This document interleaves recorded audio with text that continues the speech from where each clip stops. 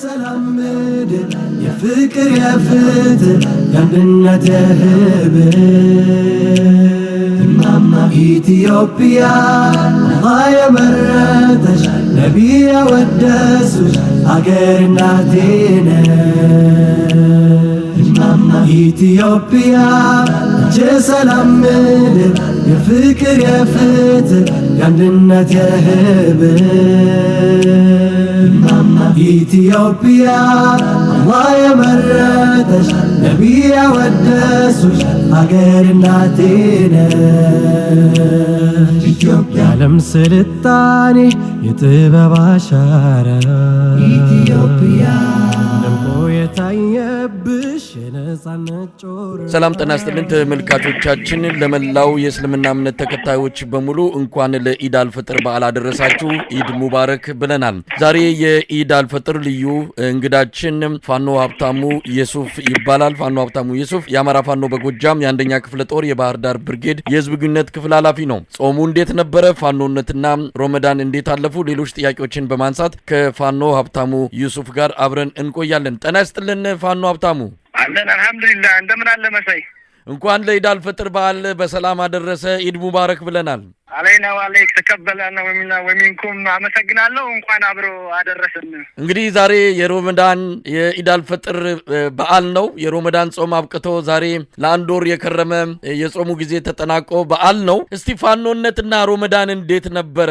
ጾሙን እንዴት አሳለፍከው? በዱር በገደሉ ዋጋ እየከፈላችሁ ነው። እስቲ ከጾሙ ጋር ፋኖነት ምን ይመስላል?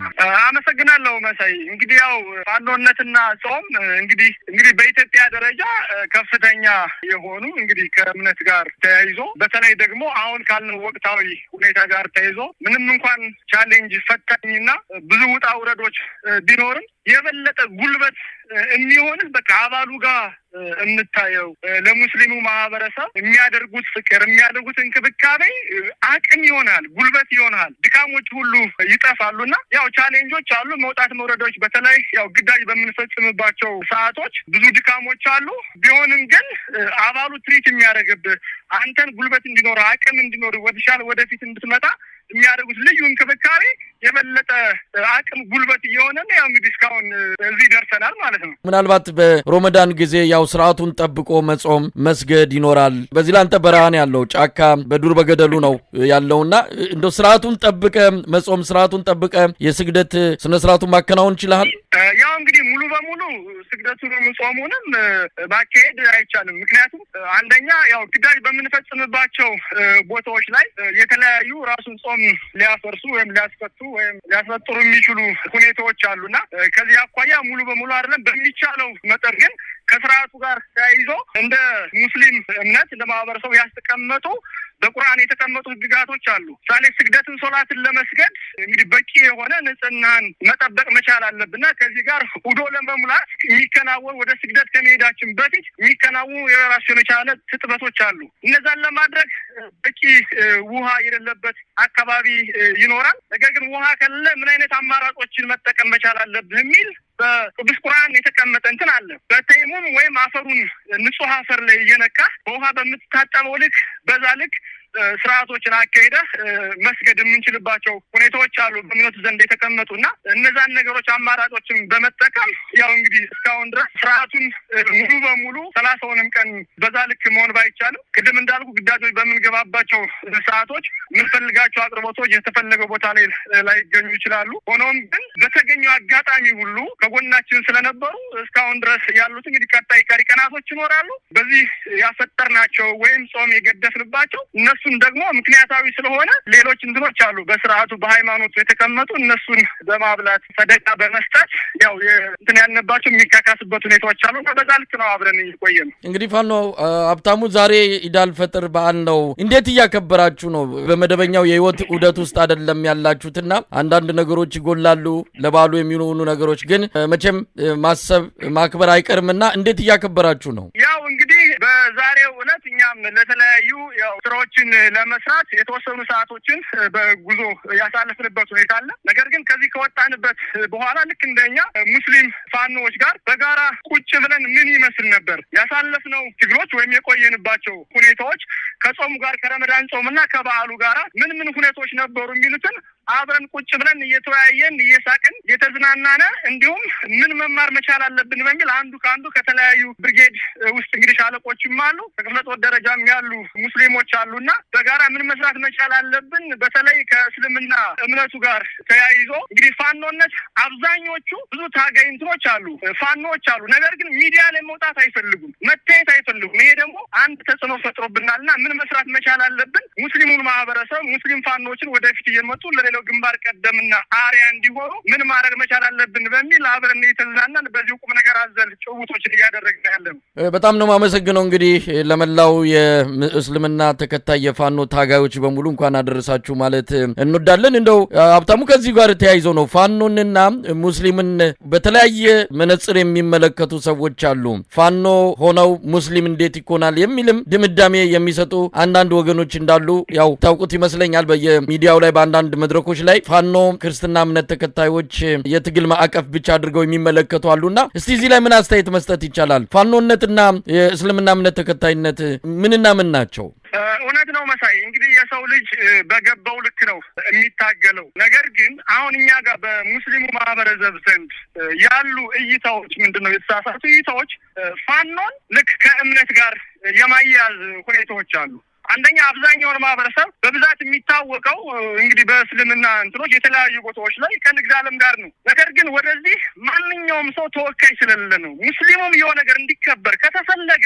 የሙስሊሙ ተወካይ ሊኖረው ይገባል ፋኖ ላይም ችግሮች ሲፈጠሩ አንዳንድ ነገሮች ካሉ ከእምነት ጋር ተያይዞ እኛ እንደኛ አይነት በርካታ ሙስሊሞች ፋኖች ቢቀላቀሉ ችግሩ ይፈታል ሌሎችን ማስተማር ይሆናል ነገር ግን አሁን ትልቁ ችግር ይሄ የእምነት አይደለም የማንነት ጉዳይ ነው በየትኛውም አጋጣሚዎች እንግዲህ ከዚህ በፊትም ዛና አይሻን እናቃለን እኮ ወላሂ ከዚህ በኋላ አማራ አልሆንም ያለችው ሌላ ምንም የተለየ እንትን ኑሯት አይደለም እየተጠቃንና እየተገደልን እየታረድን ያለው ሙስሊም ነህ ክርስቲያን ነህ በሚል አይደለም አማራ በመሆኑ በርካታ ሙስሊሞች ተገለዋል ክርስቲያን ከሆነ ለምን ክርስቲያኖች አልተረፉም ነበር እውነት ፋኖ የሙስሊም የሚሆን ከሆነ የክርስቲያን ከሆነ በአብዛኛው እኮ ከክርስቲያን ባልተናነሰ እየጠፋ እየታረደ ግፍና መከራ እየደረሰበት ያለው የሙስሊሙ ማህበረሰብ ነው ስለዚህ ይሄን እንደ አማራ ነው መታገል መቻል ያለብን እንጂ ከእምነት ጋር የሚያያዝ አይደለም ሁለቱም የሁለቱም እምነት ተከታዮች እየጠፉ ነው ያሉት አማራ በመሆናቸው ብቻ ማለት ነው ስለዚህ እኛም እንደ አማራ ሙስሊሙ እንደ አማራ መነሳት መቻል አለብን ይሄ የፖለቲካዊ ይዘት አሁን ያመጣቸው ነው እንጂ ከዚህ በፊት በደስታም በመከራውም አብረን ተዋደን ስናሳልፍ የነበሩ በጥምቀት በፈጠር በኢድ ሰዓት ሁሌም ሙስሊሙና ክርስቲያኑ ከአንድ ላይ ጎን ለጎን ስናከብርበት የነበሩ ሁኔታ ነው ያለ ይሄ የድሮ ማሳያዎች አሉ ከነዚህም መካከል አንድ ሙስሊም ወይም ክርስቲያን ሰርግ በሚሰረግበት ሰዓት ለሙስሊሙ አንድ በሬ ተሰጥቶ ክርስቲያን ከሆነ ለክርስቲያኑ አንድ በሬ ተሰጥቶ በጋራ ከድሮ ጀምሮ የመጣ ባህላችን ነው ስለዚህ ይሄን ባህል እናንተ ለማጥፋት ነው እንግዲህ በመዋቅር ደረጃ እንግዲህ መሬት ላይ የሌለው መንግስት ነኝ የሚለው አካል ሁሉንም ለማጥፋት የተለያዩ ዘመቻዎችን እየፈጠረ ያለውና በርካታ ሙስሊሞች በዚህ ላይ መሳተፍ መቻል አለብን መነጋገር መቻል አለብን ይሄ እንደ አማራ ስለሆነ እየጠፋን ያለ ነው ሁላችንም እንደ አማራ ተነስተን ማንነታችንን ማስከበር አለብን ነው ማለት ነው ፈልገው ፋኖ ሀብታሙ በቅርቡ በአንድ የኦርቶዶክስ ተዋሕዶ ቤተክርስቲያን ተገኝተ ለህብረተሰቡ ወቅታዊ የሆነ መልእክት ስታስተላልፍ ያንንም እኛ በቪዲዮ አግኝተን ለተመልካቾቻችን አቅርበናል እንግዲህ አንድ ሙስሊም ኢትዮጵያዊ የፋኖ አመራር በኢትዮጵያ ኦርቶዶክስ ተዋሕዶ ቤተክርስቲያን ቅጥር ግቢ ተገኝቶ ለእምነቱ ተከታዮች አጠቃላይ የትግል ጥሪ የንተባበር በጋራ ነጻነታችንን እንቀዳጅ የሚል በጣም ወሳኝ መልእክት ያስተላለፍክበት መድረክ እንዴት ነው እስቲ ስለሱ ባጭሩ ብታጫውተኝ እዛ መድረክ ላይ ተገኝቶ አንድ ሙስሊም ፋኖ ያንን መልእክት ሲያስተላልፍ የሚኖረው ስሜት ቀላል የሚባል አይደለም እስቲ ስለዚህ ባጭሩ አጫውተኝ እውነት ነው መሳይ እንግዲህ ያው ምናልባት ሚዲያ ላይ በሰፊው አለው ያ ሊሆን ይችላል እንጂ እኔ እንግዲህ እንደ ባዳር ብርጌድ ህዝብ ግንኙነት ከተቀመጥኩባቸው ቀን ጀምሮ ወደ 37 አጥቢያ ቤተክርስቲያኖች ላይ ትምህርት ሰጥቻለሁ ቀስቅሻለሁ አወያይቻለሁ ብዙ ነገሮችን መርቻለሁ ስለዚህ አሁን ትግሉ እየተወሰደ ያለው እንደሚባለው በማህበራዊ ሚዲያውም ሆነ በአካል ደረጃ የምናያቸው በርካታ ክፍተቶች አሉ ይህ ማለት መንግስት እያጠፋን ያለው ሙስሊሙን ክርስቲያኑን ብቻ አይደለም ወይ ሙስሊሙን ብቻ አይደለም ሁለቱም ነው እየጠፋ ያለው ስለዚህ የተሳሳቱ ግንዛቤዎች አሉ በተለይ እንግዲህ አብይ አህመድ ስለሚል አብዛኛውን እንግዲህ በመመራቸው መድረኮች የገጠሙኝም ነገሮች ስላሉ ይሄ የሙስሊም መንግስት ይሄ የሙስሊም እንደዚህ የሚባሉ ሁኔታ አለ ነገር ግን እውነታው በተለየ መንገድ በተለየ ሁኔታ ስለሆነ ማለት ነው ይሄ የስም እንጂ የትኛውም የእስልምናም ሆነ የክርስትና እምነት ተከታይ አይደለም ቅዱስ ቁርአንም ሆነ መጽሐፍ ቅዱስ እንዲህ አይነት አስተምሮም የለም ተቋማት ቤተክርስቲያናት አጥራ ቤተክርስቲያናት እየፈረሱ መስጊዶች እየፈረሱ እየተቃጠሉ ይሄን ሁለቱም እምነቶች ይሄን ነገር ያወግዛሉ ስለዚህ ይህ ሰው ሙስሊምም ሆነ ክርስቲያንን አይወክልም በየትኛውም በፕሮቴስታንትም ቢሆን የትኛውም በእምነት ደረጃ በኢትዮጵያ እንግዲህ በርካታ እምነቶች አሉ ይሄንን የመጠፋፋት ደግፈው የመጡ በየትኛውም ፓስተሮችም ቢሆን ሙሉ በሙሉ የሚያጠፋ አካላት የሉም ነገር ግን የተፈጠረው መሪዎች ወይም ማሳሰቡ ማህበረሰቡ የያዛቸው ግንዛቤ የተሳሳቱ ግንዛቤዎች መስበር መቻል አለብን እየጠፋን ያለነው በርካታ መስጊዶች ፈርሰዋል በርካታ ቤተክርስቲያኖች ወድመዋል በርካታ ዑለማዎች በርካታ ዋልድባ ገዳም ላይ በርካታ መነኮሳት ጳጳሳት ጠፍተዋል ስለዚህ ይሄ የትኛውን እምነት አይወክልምና በጋራ መነሳት መቻል አለብን ይሄንን እንዳንድ አማራ ሙስሊም ሆነ ክርስቲያኑ አንድ ሆነን በጋራ ተያይዘን የተነሳነ ጊዜ ይሄን መንግስት ማስቆም እንችላለን በየትኛው ማስተምሮ ደግሞ እነሱ መስበክ መቻል አለባቸው ከኛ ይልቅ ከፈጣሪ በታች እንግዲህ የሚታመንባቸው በክርስትና አስተምሮስ ከፈጣሪ በታች ያሉት ቄሶች ናቸው መስቀል ይዘው ማንኛውንም ሰው ያሳለሙ የማስተካከል በውስጣቸው ብዙ ልጆች አጥፎ የያዟቸው ልጆች አሉ በዛልክ ያለውን ሁኔታ ማስተማር መስበክ መናገር መቻል አለባቸው በሚል በግልጽ ከነሱ ጋር እየተነጋገርን ማህበረሰቡም ጋር ውይይቶችን እየፈጠርን ነው ከዚህም እንግዲህ ብዙ ለውጦች እያየን ነው አንዳንድ ቦታዎች ላይ እንደዚህ ቻሌንጆች ነበሩ እነሱ ነገሮች አሁን ቀንሷል የአንድነት እዛ ተምሳሌት ነን አብረን በጋራ መስራት መቻል አለብን የሚል ጥሩ ቅቡልነት ያገኝንባቸው ያሉ ስለሆነ በበላይነት ማህበረሰቡን የምናገኝባቸው ደግሞ ተቋማቶች ስለሆነ እነሱን እየመረጥን መስጠት የሚገባን ትምህርት ነው በዛ እየሰጠን ያለነው ፋኖ ሀብታሙ በአሁኑ ሰዓት ባለው አጠቃላይ ሁኔታ ትግሉ ምን ደረጃ ላይ ይገኛል ዛሬ 12ኛ ቀን ነው የአማራ ፋኖ አደረጃጀቶች በጋራ የዘመቻ አንድነትን በይፋ ጀምረው በርካታ ድሎችን አግኝተው የአማራ ክልል የጸጥታ መዋቅር አፈራርሰው ትልልቅ ድሎችን ያስመዘግቡ ነውና እስቲ እንደው ከወቅቱ ሁኔታ ጋር በመነሳት ምን ላይ ነው ያላችሁት እናንተ ቀጠና ባህር ዳር ዙሪያ ነው ባህር ዳር አካባቢ እንግዲህ ክልሉ ርዕሰ መንግስት መቀመጫ ስለሆነ ብዙ ነገር ከናንተ ይሰማል ይጠበቃልምና እስቲ ትግሉ ያለበት ሁኔታ መግለጽ ከተቻለ እንግዲህ መሰይ ያው እንደሚታወቀው ባህር ዳር ብርጌድ እንግዲህ አንደኛ ክፍለ ጦር ላይ በጠላት በኩል ትልቅ የስጋት ቀጠና አድርጎ ከ12 ከ13 ክፍለ ጦር ያላነሰ የጠላት ኃይል ነው ከሌሎች በተለየ መንገድ ከቦ ያለው ይህ ዋነኛው ምንድነው የባህር ዳር ብርጌድ በየትኛው መንገድ ባህር ዳር ለመቆጣጠር በአጭር ጊዜ ውስጥ መቆጣጠር የሚቻልበት ሁኔታዎች አሉ ነገር ግን የጠላት ኃይል ከተማዎችን ገብተን በምንይዝበት ሰዓት ንጹሃንን ምን ያደረጓቸው እንደሆነ በርካታ ግፎች መከራዎች ሰቆቃዎች እየመጡ ናቸው ስለዚህ ይህንን ለመከላከል በቀጣይ የአንድነቱ ጉዳይ እንግዲህ በከፍተኛ አመራሮች የሚበሰር ይሆናል እንግዲህ ለዚህ ማሳያ ጎንደር ላይ ከዚህ በፊት የነበሩ አደረጃጀቶች በምን ሁኔታ ላይ ነበሩ አሁን ምን ላይ ናቸው የሚለው ወደ ኮር እየተመሰረተ እየተቃለ ወደ አንድነት እየመጣ ስለሆነ ከኛም አዋሳኝ ባለው ጎጃም ጎንደር ወሎና ሸዋ የሚለው ሳይሆን እንዳንድ አማራ የተሰሩ ውጤታማ ያየናቸው በአጭር ጊዜ ውስጥ 10 ቀን በሞላ ውስጥ ምን አይነት ውጤቶች አግኝተናል ተብሎ ሲገመገም አዋጭ ስለሆነ እንደ አማራ ፋኖ በጎጃም አንደኛ ክፍለ ጦር ባህር ዳር ብርጌድ ጦራችን በየትኛው መንገድ ጠላት ባለበት ቀጠና ውስጥ ለመዋጋት ሰልጥሞ ታጥቆ ዝግጁ ነው ያለው እንግዲህ ይህንን በከፍተኛ አመራሮች የሚሰጡ ግዳጆችን ለመፈጸም በመጠባበቅ ላይ ነው የሚገኘውና በእርግጠኛነት በቅርቡ ባህር ዳር ላይ ትልቅ ታሪክ ትልቅ ታምር እንሰራለን ብዬ ነው መናገር የምፈልገው ፋኖ ሀብታሙ ባህር ዳር አካባቢ በተለየ ሁኔታ ይጠቀሳል ቀደም ሲልም ገልጬዋለሁ አብይ አህመድ ሳይክል እየነዳ ባህር ዳር ሰላም ነው ፋኖ የታለ የሚልም ሌሎቹም የሱም ተከታዮች እየተመላለሱ ፋኖ ተጽዕኖ መፍጠር የማይችል እንደፈለግን ገብተን መውጣት የምንችልበት ከተማ ነው ከዛም ባለፈ ኮሪደር ልማት ጀምረናል የሚል ህዝቡ ካለበት አሁን ከተጋፈጠው ችግር በተቃራኒው ሁሉ ነገር የሞላለት በአገዛዙ በኩል እየተባለ ነው ያለው እናንተ ባህር ዳር አካባቢን የፋኖ ክፍለ ጦር ብርጌድ የምትመሩ ናችሁና እንደው ለዚህ ምንድነው ምላሻችሁ አብይ አህመድ የፋኖን ህልውና አለመኖርና መዳከም የሚያሳዩት ባህር ዳር ገብተው በወጡ ቁጥር ነው ይሄን ምን ማለት ይቻላል እንደ አማራ ፋኖ በጎጃም አንደኛ ክፍለ ጦር እንደ ባህር ዳር ብርጌድ እያንዳንዱ ነገር በቅድ የተመሰረተ ነው እንቅስቃሴ የምናደርገው የመጀመሪያው ቁጥር 1 ህዝባችን ማወቅ መቻል ያለበት አብይ አህመድ ሲመጣ እንደዚህ በቀላል ዘው ብሎ የሚደርስበት ሁኔታ የለም። ከመምጣቱ ከ10-15 ቀን በፊት በርካታ